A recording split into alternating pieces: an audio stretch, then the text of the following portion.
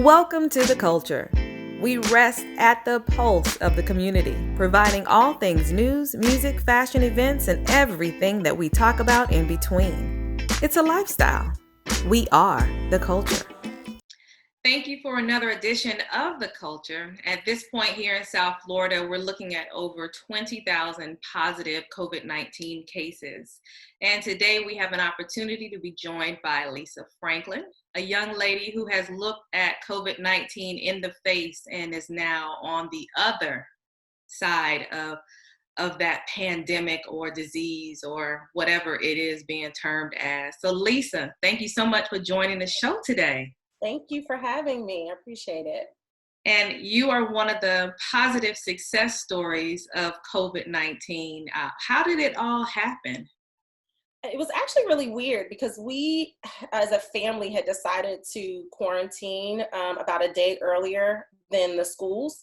And so, because we have a daughter in our household that still has kind of a compromised immune system.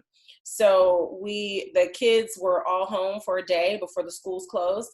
And for the next 2 weeks, we just worked out outside as a family. We stayed, the kids didn't go to the grocery store with us. My husband and I went separately, and the other person would stay in the car. And the Sunday before I got sick, we still decided to do kind of our 5-mile, 6-mile workout. I was running stairs and I felt a little weird, but I thought it was like a sinus infection. And like you say weird, what was it? I felt a little dizzy. I felt like there was congestion here in my face, but my throat was a little sore and I had a cough. And I have a teen in my house who had been reading about this, and he said, well, hold your breath for 30 seconds. If you can hold your breath without coughing, you don't have it. And so we did this whole thing and we laughed about it, and I was able to do it. And so I didn't think anything of it. I mean, obviously, if I had known, I would not have been around the rest of the family. And so the next day, I still had continued pressure, text the doctor. They recommended that I just get, something over the counter, nothing major. And then that night I had chills, somewhat of a fever when I woke up the next morning. And then I woke up, my body just ached. And I felt kind of like, well, maybe I can't work out as hard as I used to be. Because like I said, we were running stairs and sit-ups and push-ups. And then, there was a part where I got up that morning and went to go brush my teeth and had no energy. And so I almost passed out and broke out in a sweat. And so that's when I texted the doctor back and was like, it's just a little odd to me. It's just, I'm usually someone that doesn't like a lot of medicine. But I was concerned that if I did have something, I didn't want to infect anybody in the house. And so he asked me to completely, immediately quarantine myself. He called in a prescription, still thinking it was sinus, but asked us to monitor it. And so just like take my temperature. And then the next day, I started having trouble breathing. And are we on Tuesday or Wednesday? So we're on Wednesday now. Okay. And at first you think you're not sure if you're having trouble breathing. So you're kind of, you're waiting to see, you're kind of trying to sit yourself up. And obviously I'm quarantined from the rest of the house. And by the end of probably around 5 or 6 o'clock, I texted the doctor back and was like, it doesn't feel right. And so he sent me to the ER and asked them to do a chest x-ray.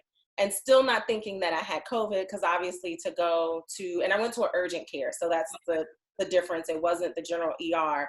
So, obviously you're talking about a smaller locale, and they don't really have the ability to be able to quarantine you from everybody else. So I went, explained to them he wanted a chest x-ray. They checked my oxygen level. My oxygen level was about 96. They're like, that's good. They got the chest x-ray back and saw that there was pneumonia on my right lung. And so immediately they usher me into another room. Everybody kind of dons these, this gear. It kind of looks like you're in the movies. Right. And they begin to depressurize, I think, the room. So they start pumping in air before anybody else will come in. And then explain that, while they was 90% sure it was just pneumonia. And again, this is the beginning. So this is March 30th. Okay. So this is still fairly new, where people were still trying to figure out that, 90% of the time right now, if someone has pneumonia, it is probably COVID related. but they didn't make the connection at that point because they were still learning. And so they were like, we're 90% sure it is, but we're just going to take a COVID test just in case. So they did have the testing there at the ER. I mean, at the urgent care. They did, but it was a 5-day test. So their concern was what does the CT scan say? So they had done an X-ray. So then they send us to the emergency room for them to admit me, to run blood tests and to also do the CT scan. What is that? What would the scan come back and say? So the scan would probably show them, because the X-ray is just showing the preliminary imaging that there's something there, and you can see kind of the CT scan will show them the shape, the size, if it is moved, where it is in the lung. But when we got to the ER said that they could not do a CT scan unless it was life or death, because their new protocol, if they did a CT scan, they would have to take the CT machine off of rotation for 4 to 6 hours while the whole room was sanitized. Wow. So I'm in these back, and obviously they don't let your spouse come in. So, they admitted me and put me back in these rooms where you unzip, and it was kind of odd for me because at the time I'm still thinking I don't have COVID. And so I'm wondering, well, wow, I'm around a number of people who potentially have it. It's kind of opening me up, but it's the best that the hospital could do, right? In this situation, they don't know. So they kept me for about 9 hours, and I was able to go home. They told me to wait for the test results, and the doctor put me on an antibiotic, which, as you guys know, that doesn't do anything for COVID, but if there was something else that was in my body. And, the next 2 days, I thought I was fine. I didn't really have, everything was manageable. It wasn't, so I'm still in quarantine. And then we hit Friday, and then I can barely hold my head up. Yeah, I was going to ask you, so that Wednesday, Thursday, as far as your energy level, coughing, chills? No, nothing. No? Okay. And then Friday, so I don't know if we caught it early enough because I kind of was, something feels off, and I hadn't really progressed enough. But that Friday, I couldn't hold my head up. I was on conference calls, and I wasn't able to focus. I was foggy. And so by the end of the day, I literally probably laid down for 12 hours. I got back up and had fever. Everything was back. And so they wanted to put me in the hospital because my breathing had changed. I was against it just for reasons of just knowing individuals who had gone in, caught additional infections. Once they got vented, I actually had a classmate who passed away the day before I found out I had pneumonia. And it was kind of the same thing. He had the pneumonia. And so I just was against being vented, not saying that anyone else should do that. But so what they did is they put my husband on a rotation of coming in and check my blood pressure, we ordered like the oximeter machine. We had the thermometer, the breathing machine, and the nebulizer. And so he came in every hour and was just checking my temperature, checking my blood pressure. My blood pressure was going down. And so they had me on breathing probably every 3 hours on breathing treatments. And what was probably most, I think scary for me as an individual, as a mom, as a wife, is that the breathing part had unearthed a 35-year-old asthma that I had not had an issue with at all. And what it did is that the COVID was attacking the outside muscles of my chest, but the pneumonia and asthma were constricting the inside. So I couldn't even gasp, right? And I remember one moment just gasping, almost tearing up, like praying. And I was able to kind of let up something, but it's like your back locked up, but your lungs locked up.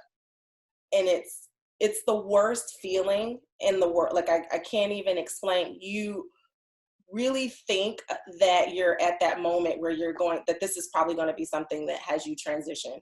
And, I was probably 2 days there where I was, concerned that is actually what will happen. So. Remarkable story. So right now we are roughly at the end of that first week. We're almost at Saturday, moving into Sunday. Yes. You'd already taken your test. of the test that you took at the urgent care. You haven't gotten your results back at this point. When did you finally get your results back? So Sunday, I start to lose my taste, my smell, everything. And I realized at that point with the fever and everything else that I probably do have it. So Monday morning was the day that I got the results. But at that point, I already knew. Right. That I had it. So did you text back your doctor? I did. And at that point, he says, well, now we have to quarantine you 14 days from the day of the test. So, and then you were quarantined for 20 some odd days, right? Right. So by the time I found out, I had already been quarantined for 7 days. Okay. So it took me to day 14 would have taken me to day 22, but I still had, I had to be 3 days with no symptoms. Mm-hmm. Mm-hmm. So, once that happened, again, I'm starting to feel fine. I think I'm on the other side. And then that Wednesday, it starts to go downhill again. So all of the symptoms come back. So then on that Monday, you've received the positive test. You have alerted your doctor. Did he at that point prescribe anything for any other treatment outside of what you were already doing with your husband's help? So I got another treatment for my lungs. So I was on 2 meds for just the lungs to try to open the lungs up.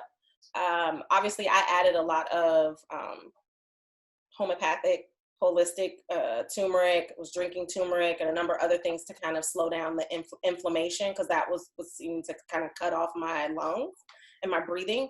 And then he also put me on a second antibiotic. So, there's a length as to how long you can be on one.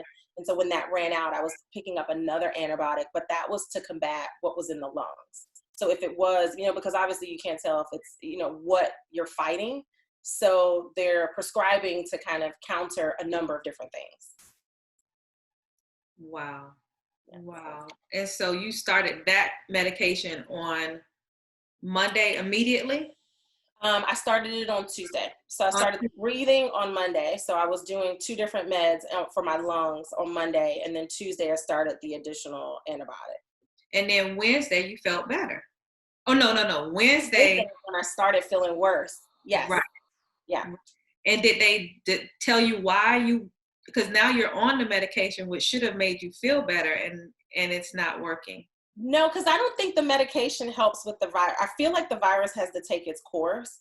Because the other things that we were combating is that you completely lose, like water taste. When you say lose taste, like even water is hard to consume. So I wasn't taking in enough liquids. I didn't have an appetite. I had lost about 15 pounds. And so my kidneys started to react because you're putting so much medication in your body that now your kidneys are starting to. And so you see kind of how individuals start to have different things fail within their body. And then you're also you're trying not to lay flat, which is difficult when you can't hold your head up because it affects the breathing. But then you're not moving because you really just don't have the energy, which also can lead to the blood clots, which is another issue that most people are having. So then did you also have to try to change your diet? There was no diet. And that's why I'm asking, like, how were you getting nutrients? You weren't. So I wasn't. And then what I was at least doing was drinking tea. So I would drink green tea or turmeric tea, which the taste doesn't matter if you don't have a taste. They're kind of strong, have strong taste. And then my family started going to get just soup broth so that I could at least get in, 3 or 4 spoonfuls. So between those, hopefully I was getting enough liquid to kind of flush my kidneys, but then also to get something in my body. But that's, probably why. I lost 15 pounds within 7 days. So. Wow. So you have now started with the second antibiotic. You are intaking broth and your teas. How long were you looking at that regimen before there was a break? It was another 7 days. And so you were still on the breathing machines as well? Yes, I'm actually still on the breathing machine. Okay. Yeah. Okay. And do you think at this point that is something that you're going to continue? I hope not, but the reality of it is that I'm only 70% of where I was prior. So I haven't been able to, we're now 32 days out. I haven't been able to really resume any kind of activity because I'm still having labored breathing. So yesterday was the first time like they had me get in the pool and try to just even do, simple aerobic type activities to get my arms and legs moving. But we're waiting now for x-rays on the lungs to see if there's scarring, because a number of people who've had the extreme kind of lung response have also had scarring in their lungs afterwards. And did your doctor tell you whether or not your breathing right now was a result of asthma, or was it an offset now of COVID? Well, that's what is hard for them to find out till we have the x-ray. Obviously, I haven't had anything related to asthma and I said 30, we're probably looking at 35 years. So to have it now on the, after this experience is, they're waiting to see if it is related. The funny part is that you can't get imaging here, in our area at least, without a negative test. So to then find some place, so that's what we're waiting on now, for a place that will do a retest so that you can get a negative test. So any of the imaging centers will actually do the x-ray, because if you're still positive, they don't want you in their facility. And then with this next test, are they saying that you have to go into like an urgent care or an emergency room for that? Well, that's what we're trying to find out. So, all the doctors are kind of working around trying to figure out where, which location will allow me to come in and do the retest. As of right now, any facilities like a doctor's center or even the urgent care will not allow you to come in already being positive and a known positive case. Wow.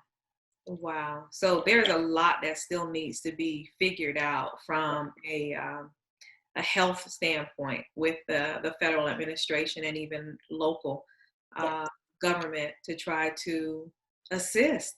I've heard of other people having I think one person, but they were in the hospital. They did receive the test again, and I think they received 2 tests. Once it was negative one day, and then they got another negative test back. They were released, but they were hospitalized. And so that is the big difference. That's the big difference. And Lisa, any other advice that you can give to our audience? Yeah, I think number one, if you feel like you have the symptoms or any symptoms, coughing, fever, chills, a lot of times people are looking for just fever, chills is a big indicator of that as well. If you feel like you're dizzy, lightheaded, or you have abdominal pain, all of those now, or chest pain, all of those now are leading to positive results. So I would contact your health provider immediately. We were lucky enough to have ours kind of, have the ability to text ours and have direct access. If you can't get in touch with your healthcare provider, I would, suggest that it's someone that you trust that's in the medical field to get the ball rolling. Immediately quarantine yourself from the rest of the house. I mean, I've heard a number of cases where both parents have been sick and you have kids in the house that you're trying to take care of. It's not ideal. Because if you think about it, most people aren't going to take your children in if they have 2 parents that are already sick.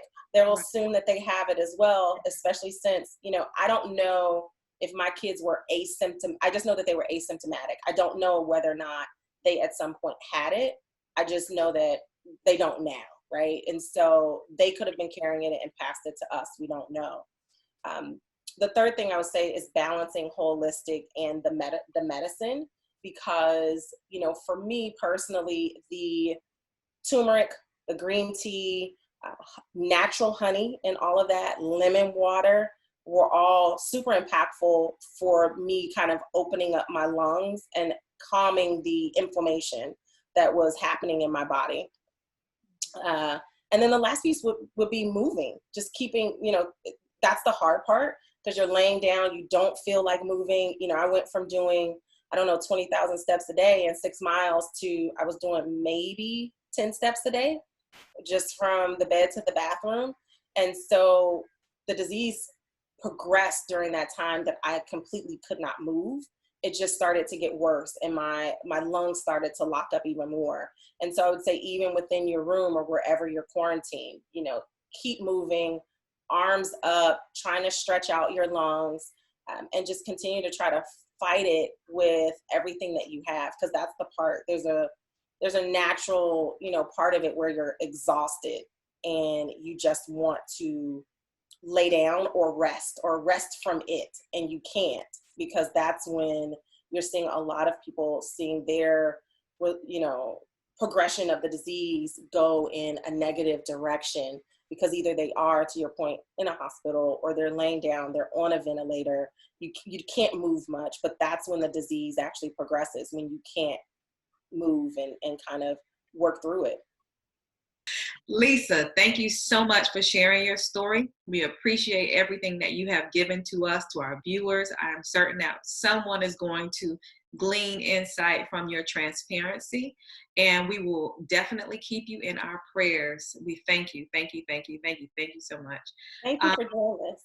Absolutely. I think it's something that people need to see a face that is actually providing real talk on what happened, what their experience is dealing with COVID-19. And thank you all for looking and viewing our show today. Make sure that you like The Culture's Facebook, Instagram, YouTube page, so that you can get more pertinent content to keep you moving through this time period that we're in right now.